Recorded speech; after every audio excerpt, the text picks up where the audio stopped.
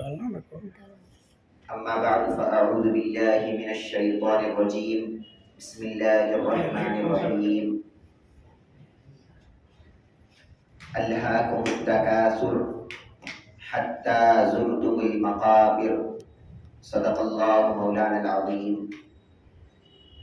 وقال تعالى في شأن حبيبه إجلالا وإكراما إن الله وملائكته يصلون على النبي يا أيها الذين آمنوا صلوا عليه وسلموا تسليما. اللهم صل على سيدنا وشفيعنا وحبيبنا ونبينا ومولانا محمد النبي الأمي وعلى آله وأصحابه وبارك وسلم. محترم بزرگوں، اللہ تبارک و تعالیٰ کا فضل ہے، کرم ہے اور یہ احسان ہے ہم گنہگار بندوں پر کہ اس نے آپ کو اور ہم کو پیارے آقا حضور اکرم جناب محمد رسول اللہ صلی اللہ علیہ وسلم کی مبارک امت میں پیدا فرمایا، اور اللہ کا کرم ہے کہ آج اس نے ہم سبوں کو دین کی کچھ باتیں سننے اور سنانے کا موقع عطا فرمایا، اور یہاں پر اللہ کی یاد اور اللہ کے ذکر کے لیے جمع فرمایا، الحمدللہ۔ محترم دوستو، جب اللہ تبارک و تعالیٰ نے حضرت آدم علیہ السلام کو پیدا کیا تو ان کو پیدا کرنے کے بعد اللہ تبارک و تعالیٰ نے ان کو جنت میں رکھا۔ واقعہ ہم سب کو معلوم ہے کہ اللہ تبارک و تعالیٰ نے جنت کے ایک پھل کو کھانے سے منع کیا تھا۔ حضرت آدم سے کہا کہ اے آدم، تم جو چاہے کھا سکتے ہو اور اس جنت میں جہاں چاہے جا سکتے ہو، لیکن یہ ایک پھل ہے اور یہ ایک درخت ہے، اس درخت کے قریب تم نہیں جانا اور یہ پھل تم نہیں کھانا۔ لیکن واقعہ ہم سب کو معلوم ہے کہ شیطان کس طرح حضرت آدم علیہ السلام کو نادانی میں مبتلا کرتا ہے اور آدم علیہ السلام وہ پھل کو کھا لیتے ہیں۔ جب آدم علیہ السلام وہ پھل کو کھا لیتے ہیں تو اللہ تبارک و تعالیٰ آدم علیہ السلام کو سزا دینے کے لیے جنت سے نکال دیتا ہے اور دنیا میں ان کو بھیجتا ہے۔ تو یہ دنیا میں جو حضرت آدم آئے ہیں تو یہ دنیا میں رہنے کے لیے نہیں آئے، یہ دنیا میں حضرت آدم علیہ السلام پراپرٹی کو جمع کرنے کے لیے نہیں آئے تھے، یہ دنیا میں حضرت آدم علیہ السلام عیش کرنے کے لیے نہیں آئے تھے، اس دنیا میں سزا کاٹنے کے لیے اللہ نے حضرت آدم کو بھیجا تھا۔ اور حضرت آدم علیہ السلام سے اللہ نے کہا کہ اے آدم، ہم دنیا میں تم کو بھیج رہے ہیں اور ہم دنیا میں تم کو جو ہے ڈال رہے ہیں، جنت سے نکال رہے ہیں، لیکن یہ نہیں سمجھنا کہ یہ دنیا ہمیشہ رہنے والی ہے، اور ہرگز یہ گمان نہیں کرنا کہ تم ہمیشہ یہاں پر رہنے والے ہو، بلکہ ہم کچھ ایک عرصے تک سزا دینے کے لیے تم کو دنیا میں بھیج رہے ہیں، اور جب تمہارا وقت ختم ہو جائے گا تو ہم پھر دوبارہ تم کو اس جنت میں بلا لیں گے۔ تو معلوم یہ ہوا کہ انسان کا حقیقی مقام جنت ہے اور انسان کے حقیقی رہنے کی جگہ جنت ہے۔ اللہ تبارک و تعالیٰ نے سزا دینے کے لیے انسان کو دنیا میں بھیجا۔ اسی لیے سرکار دو عالم صلی اللہ علیہ وسلم ارشاد فرماتے ہیں، حدیث مبارک ہے، الدنیا سجن المؤمن وجنت الکافر۔ آپ فرماتے ہیں کہ اے لوگوں، یہ دنیا ایمان والے کے لیے ایک قید خانہ ہے، یہ ایمان والے کے لیے دنیا ایک جیل ہے، کہ اللہ تبارک و تعالیٰ نے اس دنیا میں ایمان والے کو بھیجا تو ہے، لیکن ایمان والے کا مقصد اس دنیا میں رہنا نہیں ہے، ایمان والے کا مقصد اس دنیا میں عیش کرنا نہیں ہے، ایمان والے کا مقصد اس دنیا میں رہ کر بھی اللہ تعالیٰ کو پانا ہے اور اللہ کی عبادت میں اپنی زندگی کو بسر کرنا ہے۔ اور فرمایا کہ وجنت الکافر، کافر کی علامت ہے کہ وہ جب دنیا میں آتا ہے تو اسی دنیا کو سب کچھ سمجھ لیتا ہے اور اسی دنیا کی زندگی کو اپنا مسکن بنا لیتا ہے اور یہیں پر رہنے کو وہ پسند کرتا ہے۔ تو یہ کافر کی علامت ہے کہ وہ دنیا سے راضی رہتا ہے، ایمان والا دنیا سے کبھی راضی نہیں رہتا۔ کیا تعجب کی بات ہے کہ اللہ تبارک و تعالیٰ نے جس دنیا میں ہم کو سزا کے لیے بھیجا تھا، آج ہم اسی دنیا میں سکون اور آرام کو تلاش کرنے کی کوشش میں ہیں۔ رب ذوالجلال فرماتا ہے کہ اے بندو، یہ دنیا آرام کی جگہ تو ہے ہی نہیں، آرام کی جگہ تو جنت ہے تمہارے لیے، سکون کی جگہ تو جنت ہے تمہارے لیے۔ یہ دنیا تو سزا کی جگہ ہے، یہ دنیا تو مصیبتوں کی جگہ ہے، یہ دنیا تو آزمائشوں کی جگہ ہے۔ لیکن کیا تعجب کی بات ہے اور انسان کی کیسی غفلت ہے کہ انسان سزا کاٹنے کے لیے جہاں پر آیا ہے وہاں پر سکون اور آرام کو تلاش کر رہا ہے۔ یہ جو دنیا ہے، یہ دنیا، یہ عربی ورڈ ہے، یہ دنیا عربی ورڈ ہے۔ اس کا معنی کیا ہے؟ جب ہم ڈکشنری اٹھا کے دیکھیں گے تو ہم کو معلوم ہوگا کہ دنیا کا معنی ہے کہ سب سے بیکار چیز، سب سے گھٹیا چیز۔ اس کا میل آتا ہے ادنا، ادنا بول کے ہم استعمال کرتے بار بار کہ یہ بڑا ادنا غلام ہے، یہ بڑا ادنا سی چیز ہے۔ ادنا کا مطلب یہ ہے کہ بڑا گھٹیا، اور اس کا فیمیل آتا ہے دنیا، یعنی سب سے کم تر چیز جس کا کوئی مقام نہیں، جس کا کوئی مرتبہ نہیں۔ ایک ایسی دنیا جس کا کوئی مقام ہی نہیں ہے، جس کا کوئی مرتبہ ہی نہیں ہے، اس دنیا میں آ کر کیا تعجب کی بات ہے کہ ہم مقام اور مرتبے کو تلاش کرتے ہیں۔ حدیث مبارک میں آتا ہے، سرکار دو عالم صلی اللہ علیہ وسلم ارشاد فرماتے ہیں کہ اے لوگو، اس دنیا کا مقام اگر اللہ تبارک و تعالیٰ کے پاس ایک مچھر کے پر کے برابر بھی اگر ہوتا تو اللہ تبارک و تعالیٰ اس دنیا کے مقام کو رکھنے کے لیے کافر کو ایک گھٹ پانی تک نصیب نہیں کرتا۔ اگر اللہ کے پاس اس دنیا کا مقام ہوتا تو پہلے تو مچھر کا ہمارے پاس کوئی مقام نہیں ہے، ہم پھونک کے اڑا دیتے ہیں، پھر اس کے بعد مچھر کے پر کا کوئی مقام نہیں ہے۔ سرکار مثال کیا دے رہے ہیں؟ فرماتے ہیں کہ اگر اس مچھر کے پر کے برابر بھی اللہ کے پاس اگر دنیا کی اہمیت اور دنیا کا مقام ہوتا تو اللہ کے نہیں ماننے والے کو اور اللہ کے دشمن کو اللہ ایک گھٹ پانی دنیا میں نصیب نہیں کرتا۔ لیکن اللہ تبارک و تعالی جب کافروں کو دنیا میں بڑا چڑھا کے دے رہا ہے اور دنیا کی حکومتیں ان کے حوالے کرتا ہے، دنیا کا آرام ان کے حوالے کرتا ہے، تو یہ بین دلیل ہے اس بات کی کہ اللہ کے پاس دنیا کا کوئی مقام اور مرتبہ نہیں ہے۔ اللہ کے پاس مقام ہے تو وہ صرف آخرت کا ہے اور جنت کا ہے۔ سرکار دو عالم صلی اللہ علیہ وسلم ارشاد فرماتے ہیں، الدنیا ملعونۃ وملعونۃ ما فیہا۔ سرکار فرماتے ہیں کہ اے لوگو، یہ دنیا لعنت بھیجی ہوئی چیز ہے۔ اللہ تبارک و تعالیٰ نے اس دنیا پر لعنت بھیجا ہے، اور اس دنیا میں جو کچھ ہے اللہ تبارک و تعالیٰ ہر چیز پر لعنت بھیجتا ہے۔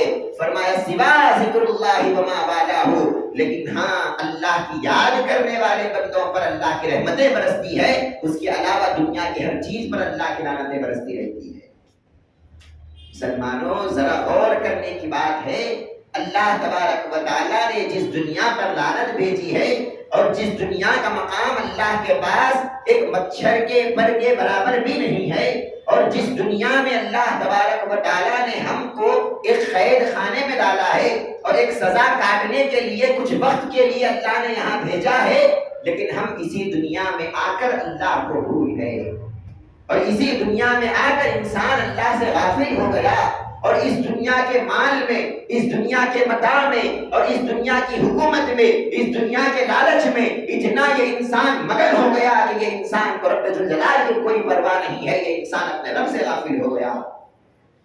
اللہ تعالیٰ قرآن میں انسان کو تنبیہ کرتا ہے، آگاہ کرتا ہے، فرماتا ہے الہاکم التکاثر، اے لوگو، ہرس نے تم کو برباد کر دیا، لالچ نے تم کو برباد کر دیا۔ تمہارے دل میں یہ خواہش ہے کہ میں اور دنیا کماؤں، تمہارے دل میں یہ خواہش ہے کہ میں اور پیسے جمع کروں اور دولت کو حاصل کروں اور دنیا کے مقام اور مرتبے کو حاصل کروں، یہ اور کی چکر نے تم کو برباد کر دیا۔ حتی زرتم المقابر، یہاں تک کہ تمہاری موت آ جائے گی، تم قبروں میں پہنچ جاؤ گے، لیکن تمہاری لالچ کبھی ختم ہونے والی نہیں ہے۔ اللہ تبارک و تعالی ہم کو تنبیہ کرتا ہے، آگاہ کرتا ہے، بتلاتا ہے کہ بندے تجھے کس عظیم مقصد کے لیے ہم نے پیدا کیا تھا اور تو کیا کام کر رہا ہے۔ اللہ تبارک و تعالیٰ نے ہم کو اللہ کی عبادت کے لیے پیدا کیا تھا۔ اللہ تبارک و تعالیٰ نے ہم کو اللہ کے عرفان کے لیے پیدا کیا تھا، اللہ کے ذکر کے لیے پیدا کیا تھا، اللہ کو یاد کرنے کے لیے اللہ نے ہم کو پیدا کیا تھا۔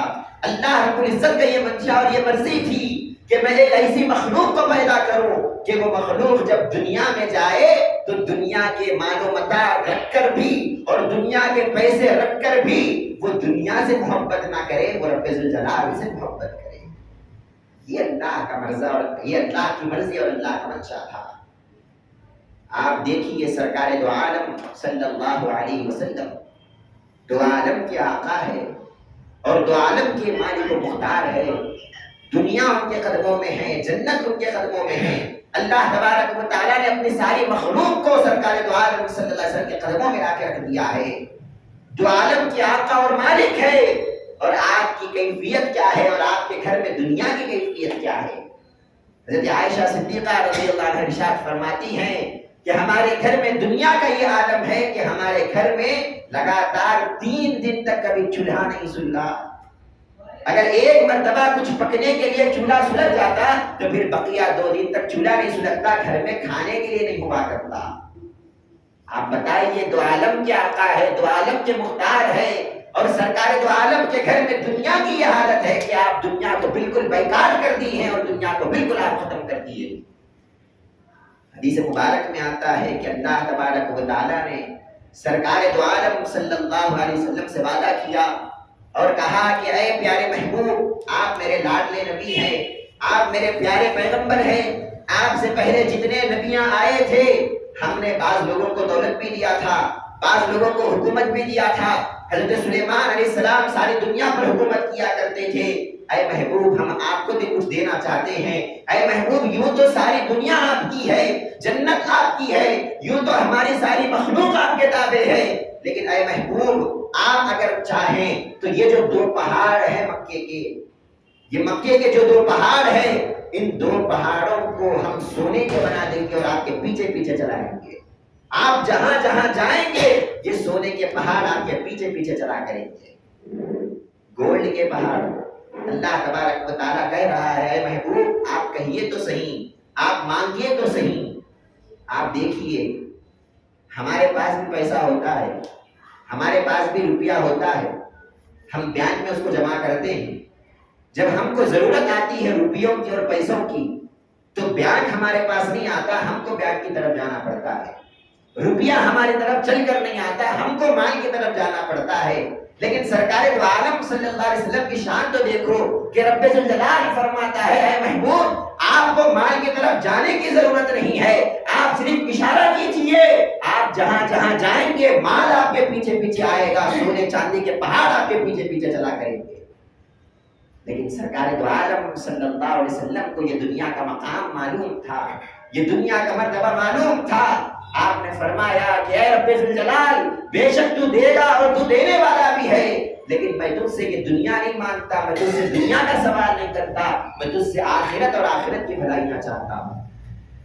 آپ دیکھیے پیارے آقا صلی اللہ علیہ وسلم دنیا کے بادشاہ ہونے کے باوجود اور دنیا کے مالک و مختار ہونے کے باوجود بھی جس چیز کو اختیار کر رہے ہیں، اللہ کے لاڈلے پیغمبر ہونے کے باوجود بھی کون سی چیز کو آپ پسند فرما رہے ہیں، اور آج ہم آپ کے امتی ہو کر ہم کس چیز کو پسند کرتے ہیں؟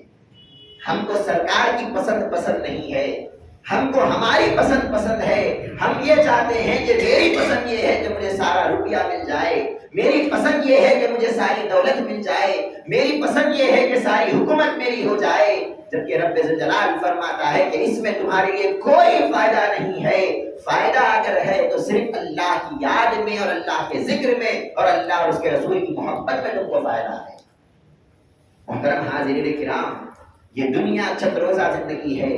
اللہ تبارک و تعالیٰ نے اس دنیا میں ہم کو امتحان کے غرض سے بھیجا ہے، آزمانے کے لیے اللہ نے ہم کو دنیا میں بھیجا ہے۔ اللہ فرماتا ہے کہ الذی خلق الموت والحیات لیبلوکم ایکم احسن عملا، کہ اے بندو ہم نے موت و حیات کو پیدا کیا اور زندگی اور موت کا یہ تماشا دنیا میں بنایا تو صرف اور صرف ایک ہی مقصد سے بنایا، اور ہمارا مقصد یہ ہے کہ ہم یہ دیکھنا چاہتے ہیں کہ اس دنیا میں آنے کے بعد اپنے رب کو کون یاد کرتا ہے اور اپنے رب سے کون غافل ہو جاتا ہے۔ آج ہم بھی دنیا میں آئے ہیں لیکن اپنے رب سے ہم غافل ہو گئے ہیں، اپنے رب کو ہم بھول گئے ہیں، ہم کو رب کا عطا پتہ ہی نہیں ہے، اللہ کی معرفت نہیں ہے، اللہ کی محبت نہیں ہے، اللہ کے رسول سے چاہت نہیں ہے۔ ہم صبح اٹھنے سے لے کر رات میں سونے تک صرف دنیا اور دنیا کی طرف میں ہم زندگی بسر کرتے ہیں۔ سرکار دو عالم صلی اللہ علیہ وسلم ارشاد فرماتے ہیں کہ اے لوگو الدنیا جیفہ وطالبوہا کلاب، سرکار کتنا گرا کے دنیا کو بات کرتے ہیں، ذرا غور کیجیے۔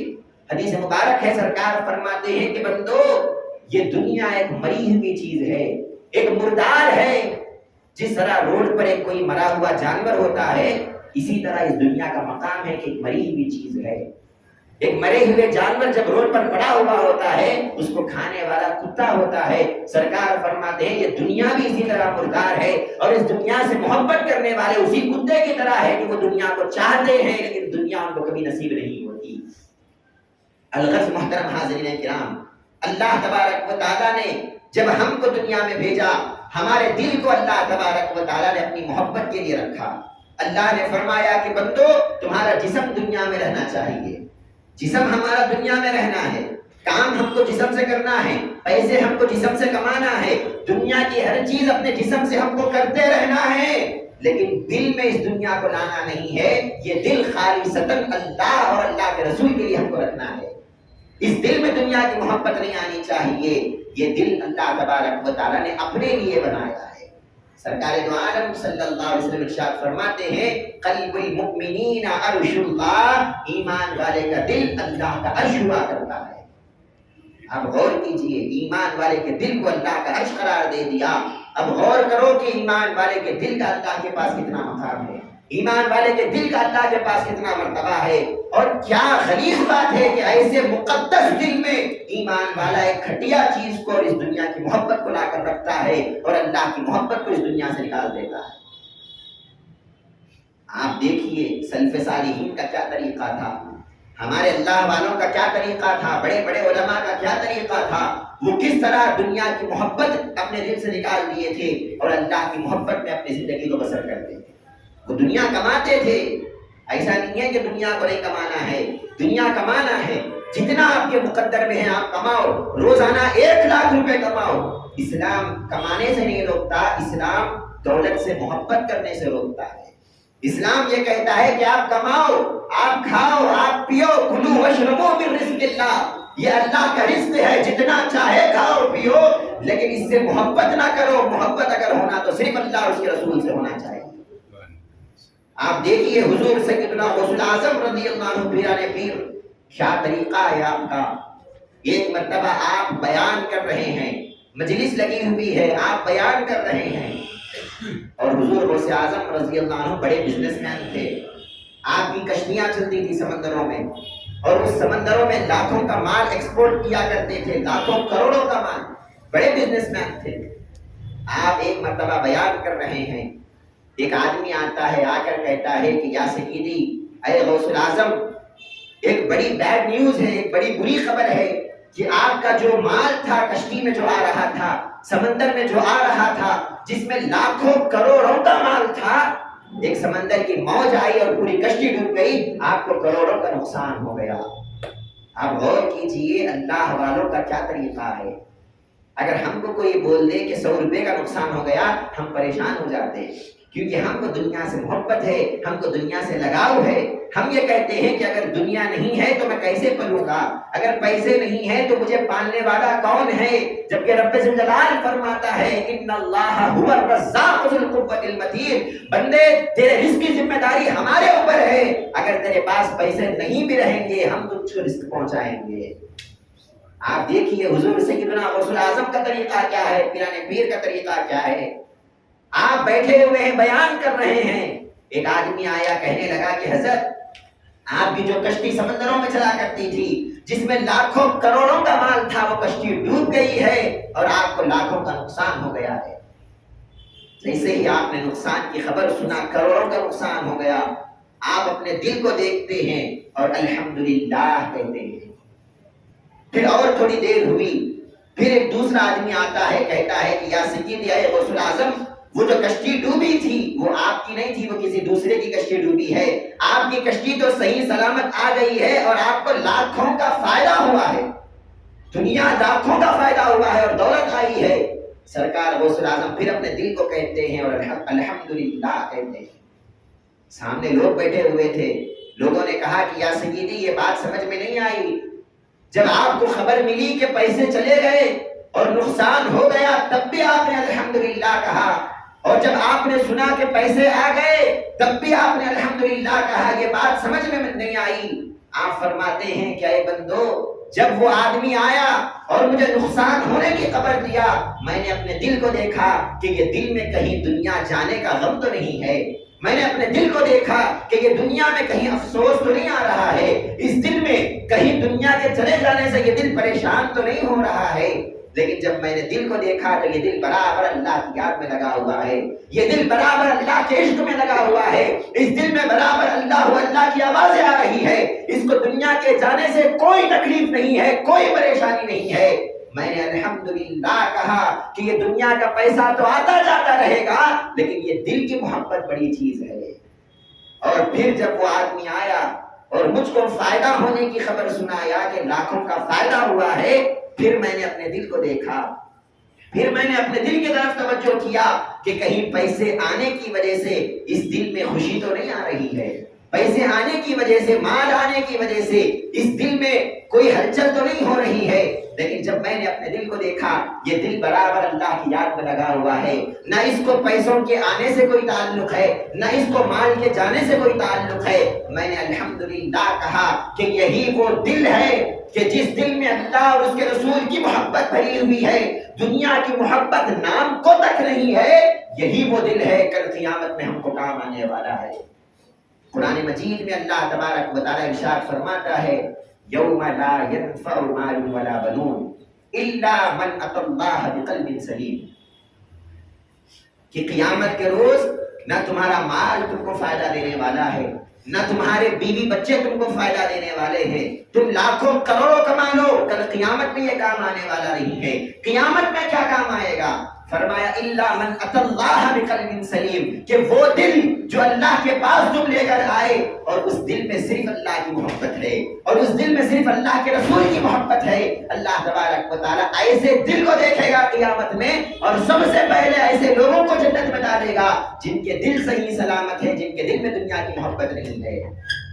محترم حاضرین کرام، سرکار دو عالم صلی اللہ علیہ وسلم کے زمانے میں ایک کافر تھا، اس کا نام ابو لہب تھا۔ نام آپ نے سنا ہوگا، ابو لہب بڑا کافر ہے، بڑا بدماش ہے۔ جب سرکار دو عالم صلی اللہ علیہ وسلم نے قیامت کے تذکرے کیے اور جہنم سے ڈرایا کافروں کو، تو یہ ابو لہب کہتا ہے کہ اے محمد صلی اللہ علیہ وسلم، اگر تمہارا خدا مجھے جہنم میں ڈالے گا اور اگر تمہارا خدا مجھے انگار میں ڈال دے گا تو میرے پاس بہت پیسہ ہے، میں پیسے دے کر چھٹ جاؤں گا۔ دنیا میں بھی ہمارا یہی کلچر ہوتا ہے، جو پیسے والا ہوتا ہے اس کو سزا نہیں ہوتی۔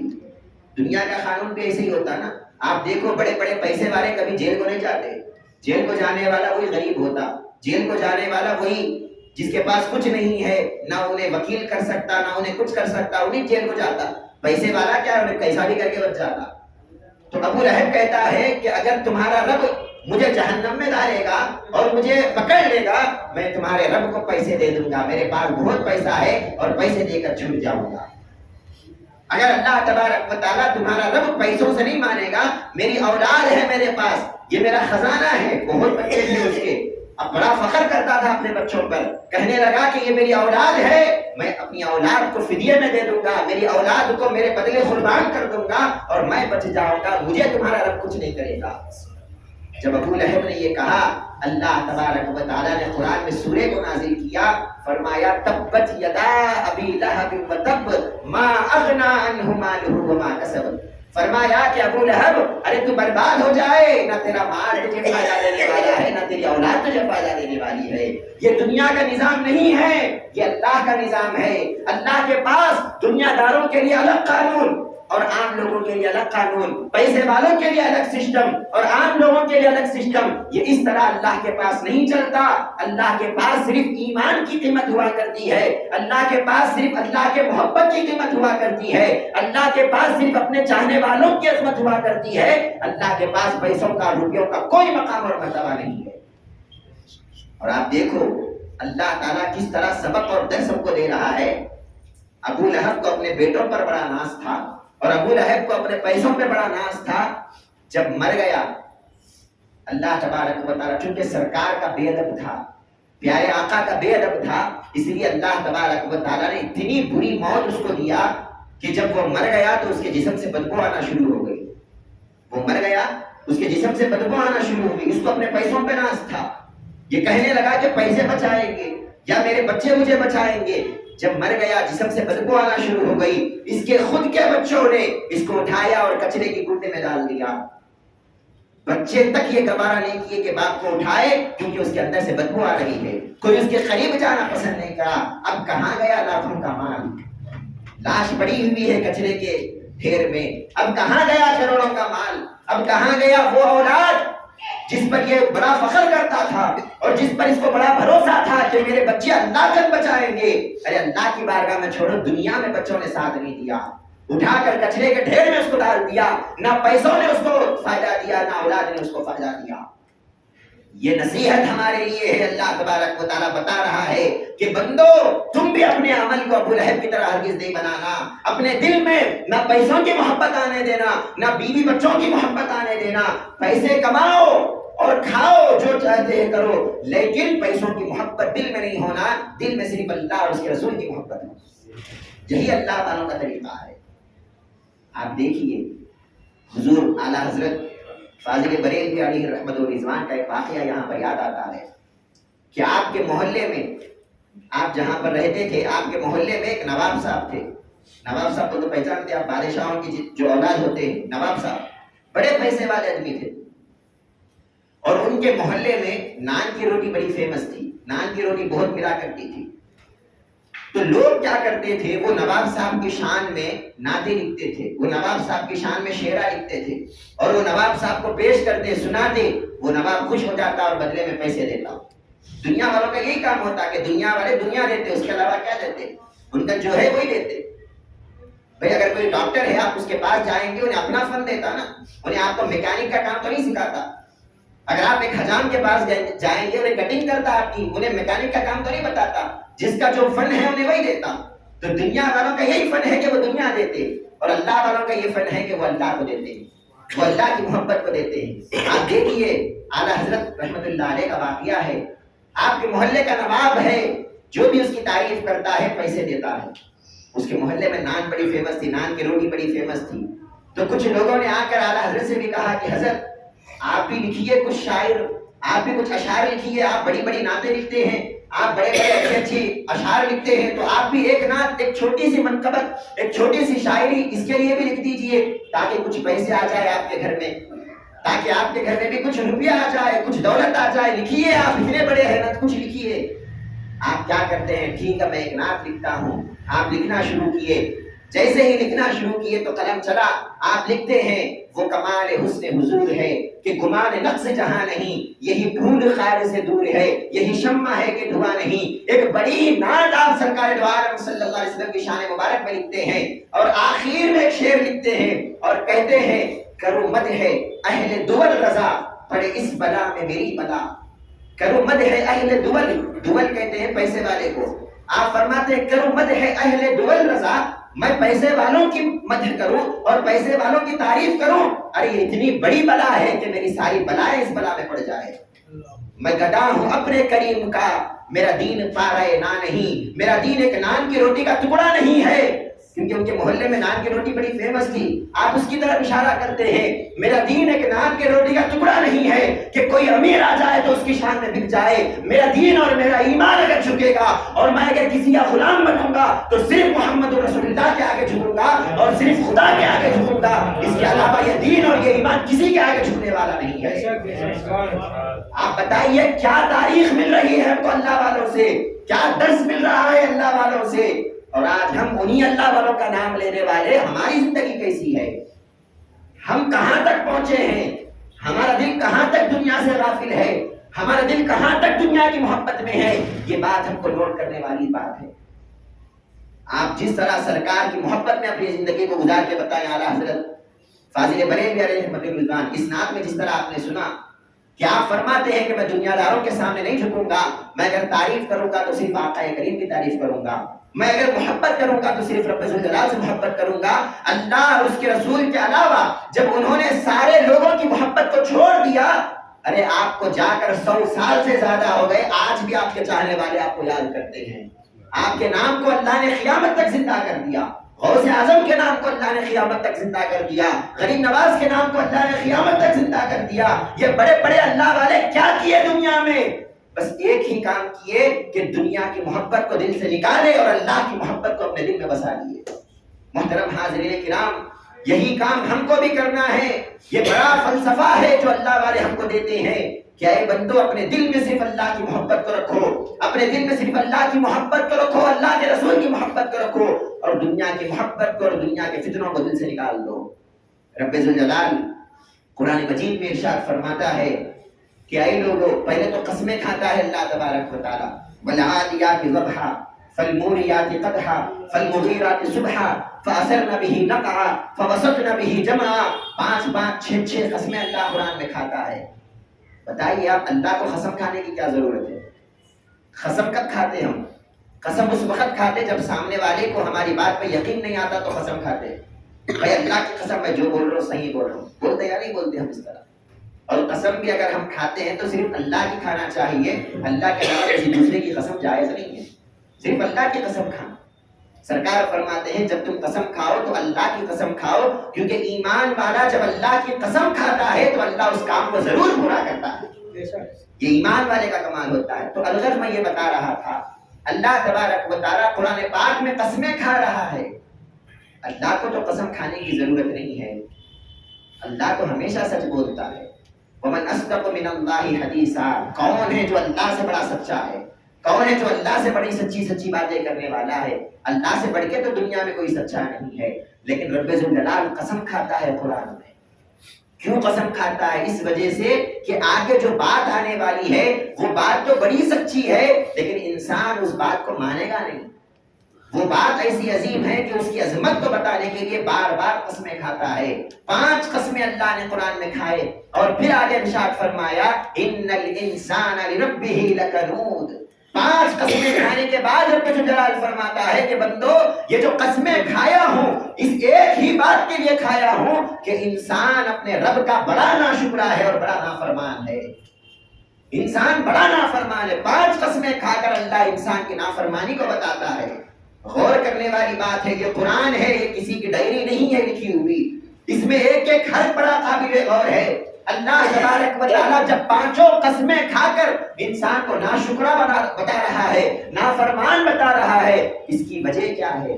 کیا انسان نمازیں نہیں پڑھتا؟ کیا انسان روزے نہیں رکھتا؟ کیا انسان زکوٰۃ اور حج نہیں کرتا؟ انسان سب کچھ کرتا ہے، پھر نافرمان کیوں ہے؟ فرمایا ان الانسان لربہ لکنود وانہ علی ذلک لشہید وانہ لحب الخیر لشدید۔ وجہ یہ ہے انسان کے ناشکرے کی کہ انسان دولت سے محبت کرتا ہے۔ دیکھو اللہ تعالیٰ نمازیں پڑھنے اور نہ پڑھنے کو شکر اور ناشکر نہیں کہہ رہا ہے، روزے رکھنے اور نہ رکھنے کو شکر کرنا اور نافرمانی نہیں کہہ رہا ہے۔ اللہ پیسوں کی محبت کرنے کو ناشکری کہہ رہا ہے۔ اللہ کہتا ہے ان الانسان لربہ لکنود، بڑا ناشکرا ہے۔ 5 قسمیں کھا کے کہہ رہا ہے انسان کی فطرت یہ ہے کہ وہ پیسوں سے محبت کرتا ہے، انسان کی فطرت یہ ہے کہ وہ دولت کو چاہتا ہے۔ وَإِنَّهُ لِحُبِّ الْخَيْرِ لَشَدِيدٌ، پھر فرمایا افلا يعلم اذا بعثر ما في القبور وحصل ما في الصدور ان ربهم بهم يومئذ لخبير۔ کیا انداز ہے قرآن کا تربیت کرنے کا، فدا ہو جائیں آپ رب ذوالجلال کے کلام پر۔ رب ذوالجلال فرماتا ہے کہ یہ وہ انسان ہے جو بڑا ناشکرا ہے، صرف دنیا کی محبت کے لیے اللہ کو بھول گیا اور اللہ کی محبت کو چھوڑ دیا۔ لیکن کیا یہ انسان نہیں جانتا اذا بعثر ما فی القبور، جب یہ قبر میں اٹھایا جائے گا اور قبر میں پھر سے اس کو زندہ کیا جائے گا تو اس سے پیسوں کے بارے میں سوال نہیں کیا جائے گا. جب اس کو قبر میں دوبارہ زندہ کیا جائے گا اس سے مال کے بارے میں نہیں پوچھا جائے گا، اس کی پراپرٹی کے بارے میں اسے نہیں پوچھا جائے گا. رب جلال کے فرشتے یہ نہیں پوچھیں گے کہ بتا کتنے پیسے تو کما لیا، بتا کتنی پراپرٹی کو جمع کر لیا، بتا تو کیا کیا دنیا میں کر لیا. فرشتے یہ نہیں پوچھیں گے، فرشتے کیا پوچھیں گے؟ بتا اللہ سے تو نے کتنا رشتہ جوڑا، من رب کا بتا تیرا رب ہے کون، تیرا پروردگار ہے کون، اس پروردگار سے رشتہ کیا جوڑا تو دنیا میں، اس پروردگار کی یاد کتنا کیا، اس پروردگار کا ذکر کتنا کیا، اس پروردگار پر یقین اور بھروسہ کتنا کیا. اللہ تبارک و تعالیٰ اس بات کو قرآن میں بڑے اچھے انداز میں بتاتا ہے، کہتا ہے کہ اے انسان تو جانتا بھی ہے کہ قبر میں تجھ سے دنیا کے بارے میں نہیں پوچھا جائے گا، قبر میں تجھ سے مال کے بارے میں نہیں پوچھا جائے گا، قبر میں تجھ سے رب ذوالجلال کے بارے میں پوچھا جائے گا، اللہ اور اس کے رسول کے بارے میں پوچھا جائے گا. لیکن اس بات کو معلوم رکھتے ہوئے بھی انسان اللہ والا بننا نہیں چاہتا، انسان دولت کا پجاری بننا چاہتا ہے. دیکھو اللہ کی تربیت کا انداز دیکھو کیسے اللہ تبارک و تعالیٰ ہماری تربیت کرتا ہے. اور یہ بات 5 قسمیں کھا کر اللہ قرآن میں بول رہا ہے. تو بات بتانے کا مقصد یہ ہے کہ ہم کو اپنی زندگیوں میں تھوڑی سی تبدیلی لانے کی ضرورت ہے. آپ محبت کرو لیکن وہ محبت دنیا کے لیے نہیں ہونا، وہ محبت اللہ اور اس کے رسول کے لیے. سرکار دو عالم صلی اللہ علیہ وسلم ارشاد فرماتے ہیں من احب للہ وابغض للہ واعطى للہ ومنع للہ فقد استکمل الایمان. سرکار دو عالم صلی اللہ علیہ وسلم ارشاد فرماتے ہیں اگر کوئی بندہ اللہ کے لیے کسی سے محبت کیا، اللہ کے لیے کسی سے دشمنی کیا، اللہ کے لیے کسی کو کچھ دیا اور اللہ کے لیے کسی کو کچھ نہیں دیا، مطلب یہ ہے کہ اس کا ہر کام اللہ کے لیے ہو گیا. وہ ہر کام کرنے سے پہلے اللہ کی مرضی کو دیکھتا ہے، وہ ہر کام کرنے سے پہلے اللہ کے منشا کو دیکھتا ہے کہ میرے یہ کام کرنے سے دنیا میں فائدہ ہوتا یا نہیں ہوتا، وہ سیکنڈری چیز ہے. پہلی چیز یہ ہے کہ میرے اس کام سے میرا اللہ خوش ہوگا یا نہیں ہوگا، میرے اس کام سے میرا مولا راضی ہوگا یا نہیں ہوگا. جب وہ ہر کام اللہ کے لیے کرنا شروع کرتا ہے سرکار فرماتے ہیں فقد استکمل الایمان، یقیناً یہی کامل ایمان والا ہے اور مکمل ایمان والا ہے جس کا ہر کام اللہ کے لیے ہو گیا. محترم حاضرین کرام، ہم بھی مسلمان ہیں، ہم بھی ایمان والے ہیں. ہمارا کام یہ ہے کہ ہم اس دنیا کو سزا کی چیز سمجھنا، اس دنیا کو ہم قید خانہ سمجھنا. جس طرح سرکار نے فرمایا کہ ایمان والوں کے لیے یہ قید خانہ ہے، تو ہم بھی جب ایمان والے ہیں تو اس کو قید خانہ سمجھنا. قید خانے میں 5 اسٹار ٹریٹمنٹ نہیں ہوتی. جب کوئی جیل میں ڈال دیا جاتا ہے تو اس کو 5 اسٹار ٹریٹمنٹ نہیں ملتی، اس کو سزا ملا کرتی ہے. اللہ تبارک و تعالیٰ سزا کے لیے دنیا میں بھیجا ہے.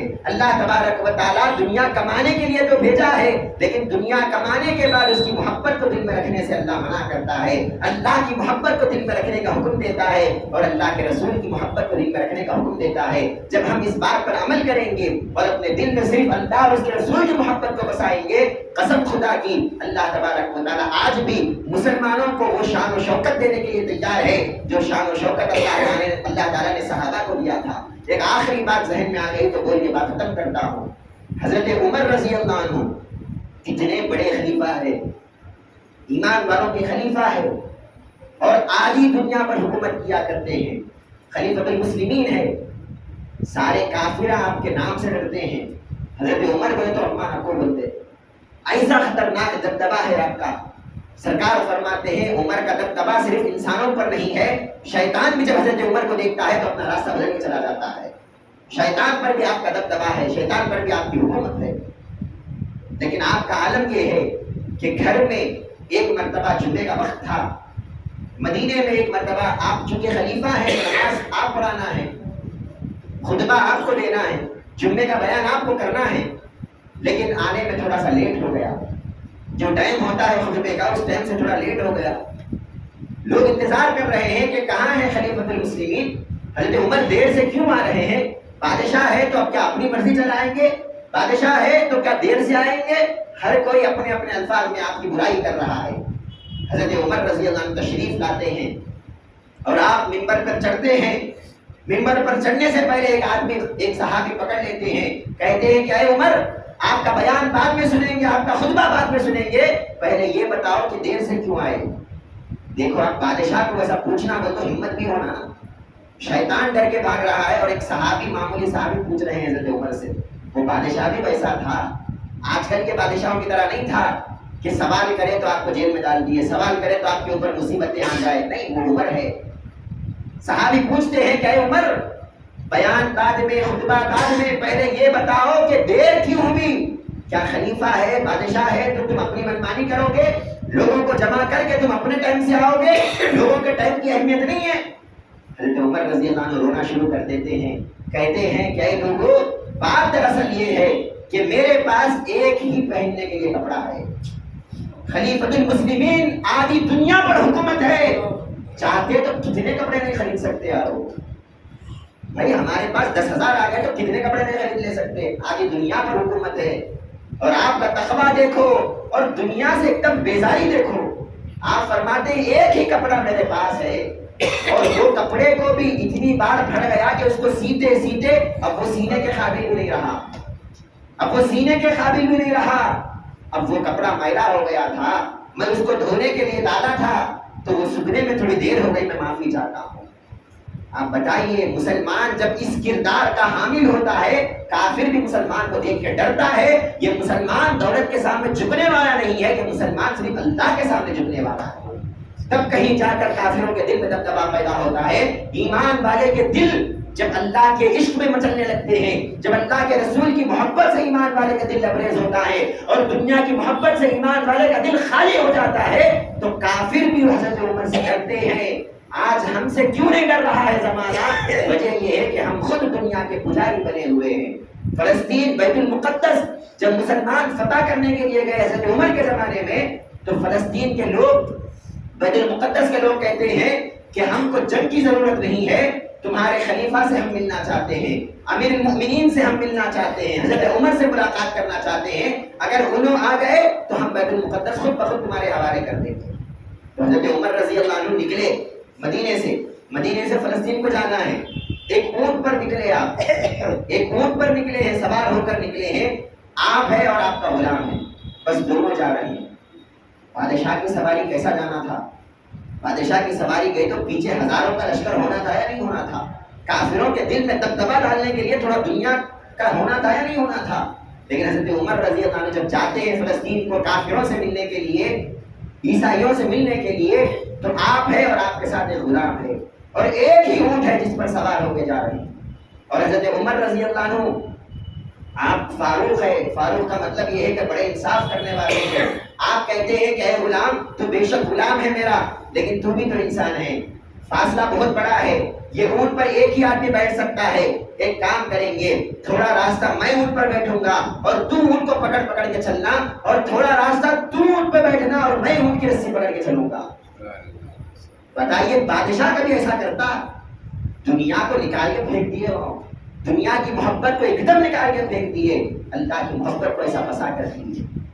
جب جا رہے ہیں، آدھا راستہ انہوں اونٹ پر بیٹھے ہیں، آدھا راستہ غلام اونٹ پر بیٹھا ہے، بہرحال سفر کرتے کرتے جب فلسطین آ گیا تو اونٹ پر بیٹھنے کی باری غلام کی ہے، اونٹ پر بیٹھنے کی باری غلام کی ہے، لیکن اب فلسطین میں جانا ہے۔ تمام عیسائیہ لائن میں ٹھہرے ہوئے ہیں کہ مسلمانوں کا بادشاہ کہتے کیسا ہوتا ذرا دیکھیں گے، مسلمانوں کا آدھی دنیا ڈر رہی ہے عمر سے، وہ عمر کیسے ہو کے دیکھیں گے، پورے لوگ ٹھہرے ہوئے انتظار میں، اور یہاں اونٹ پر بیٹھنے کی باری غلام کی ہے۔ وہ غلام کہتا ہے کہ ایسی جی میں آپ سے گزارش کرتا ہوں آپ ہی اونٹ پر بیٹھو، کیونکہ آپ بادشاہ ہیں نا، لوگ آپ کو دیکھنا، بادشاہ ہے، اونٹ پر بیٹھ کے آؤ، میں رسی پکڑوں گا۔ حضرت عمر فرماتے ہیں کہ نہیں نہیں نہیں، انصاف یہی ہے کہ تم اونٹ پر بیٹھو، میں رسی پکڑ کے چلوں گا۔ جب غلام اونٹ پر بیٹھا، حضرت عمر رضی اللہ عنہ فلسطین میں داخل ہو رہے ہیں اور اونٹ کی رسی کو پکڑ پکڑ کر پیدل چل رہے ہیں، تمام لوگ انتظار میں ہے بادشاہ کہاں ہے۔ مسلمان کہتے ہیں کہ ارے دیکھو وہ جو آ رہے ہیں وہی بادشاہ ہے، لوگ کہتے ہیں اچھا وہ اونٹ پہ بیٹھا سو بادشاہ ہے کیا؟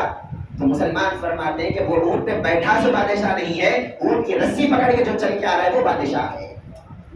عیسائیہ ڈر گئے، روایتوں میں آتا ہے کانپ گئے، بیت المقدس کے چابیاں لا کر حضرت عمر کے قدموں میں انہوں نے رکھ دیا، کہا کہ جو عمر اتنا پیسوں سے محبت نہیں ہے، دنیا کو ایک دم نکال کے رکھ دیا ہے دل سے، وہ ہمارے پیسے لے کے کیا کر لیتے، وہ ہمارے پیسے لے کے کیا کر لیتے؟ ہم تو یہ سمجھے تھے کہ کچھ کمپرومائز کر لیں گے، ہم تو یہ سمجھے تھے کہ کچھ پیسے دے کر بچ جائیں گے، لیکن جو عمر غلام کا اتنا خیال کرتے ہیں وہ ایمان والوں کے ساتھ کیسے دشمنی کریں گے اور ایمان والے کے بیت المقدس کو کیسے چھوڑیں گے؟ تو لہٰذا ہم ان سے لڑنا نہیں ہے، اگر ہم لڑیں گے تو 100% ہاریں گے، کیونکہ اللہ کی مدد ان کے ساتھ ہے۔ وہ عیسائیوں کا جو بڑا پاسٹر تھا، جو بڑا تھا اس زمانے میں عالم تھا، خود بخود چابیاں لاتا ہے، حضرت عمر کے حوالے کرتا ہے، کہتا ہے کہ اے عمر آپ ہی اس کے حقدار ہیں، آپ ہی اس چابی کو استعمال کیجیے۔ بتائیے آپ لڑنے کی بھی ضرورت نہیں ہے، مسلمانوں کو خود بخود تمام لوگ تابع ہوتے ہیں۔ یہ وجہ کیا ہے؟ مسلمان کو دنیا سے محبت نہیں ہوتی، مسلمان کو صرف اللہ اور اس کے رسول سے محبت ہوتی۔ تو الغرض ہم کو بھی اللہ اور اس کے رسول کی محبت میں اپنی زندگی کو بسر کرنا ہے، دنیا کی محبت کو ہمارے دل سے نکالنا ہے، دنیا کو نکالنا نہیں ہے، دنیا کمانا ہے۔ آپ کروڑ پتی بنو، بزنس مین بنو، اللہ تعالیٰ آپ کو دنیا کمانے سے نہیں روکتا، اللہ تعالیٰ دنیا سے محبت کرنے سے روکتا ہے۔ ہم کو دنیا کی محبت کو اپنے قلوب سے نکالنا ہے اور اللہ اور اس کے رسول کی محبت کو اپنے دل میں بسانا ہے۔ جب ہم اس طرح کریں گے یقیناً ہماری زندگی میں بھی وہ برکتیں اور وہ نصرتیں نازل ہوگی جو برکتیں پرانے زمانے کے اولیاء اللہ کی زندگی میں نازل ہوتی تھی، اور وہ برکتیں اور وہ نصرتیں جو صحابہ کی زندگی میں اور نبی کریم صلی اللہ علیہ وسلم کی زندگی میں جو برکتیں نازل ہوتی تھی، یقیناً وہی اللہ تعالیٰ ہماری زندگی میں بھی برکتوں کو نازل کرے گا۔ اللہ تعالیٰ سے میں دعا کرتا ہوں جو ہم بولتے ہیں سنتے ہیں، اللہ تبارک و تعالیٰ ہم سب کو عمل کرنے کی توفیق عطا فرمائے۔ اللہ تبارک و تعالیٰ ہمارے دلوں میں اللہ کی محبت پیدا فرمائے، اللہ کے رسول کی محبت پیدا فرمائے، اللہ کے نیک بندوں کی محبت پیدا فرمائے، اور ہمارے دلوں سے اللہ تبارک و تعالیٰ دنیا کی محبت کو نکال دے، شیطان کے وسوسوں سے اللہ تبارک و تعالیٰ ہم سب کی حفاظت فرمائے۔ السلام علیکم و رحمۃ اللہ۔